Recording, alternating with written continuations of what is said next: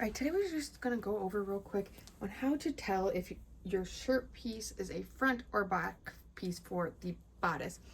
Now, this is for a standard pattern. If you have something that's gonna have a low back, then it may be different, or if you have a piece that doesn't have sleeves on it and it kind of just goes straight across the chest, then it may differ. But for a standard neckline, so say you cut out your pattern pieces, the next day you go to sew and you're like, oh no, which one's the front and back, and you don't want to get out your pattern, or you sewed it together and then you have to go put on the neckband a couple days later and you don't remember. Here is a very, very easy way to remember. So I have my two pieces here. When they are on top of each other, whether they're sewn together or not, you lay them on top and line them up at the armpit.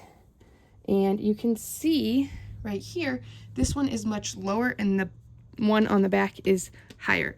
The one that is lower is going to be your front neckline, and the one on the back is going to be your back neckline, which means this is my front piece and this is my back piece.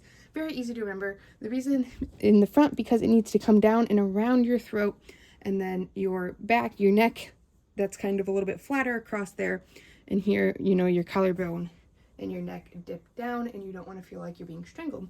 Just a little easy way to remember. And another thing is you can always cut out notches, even if you don't have them on your pattern.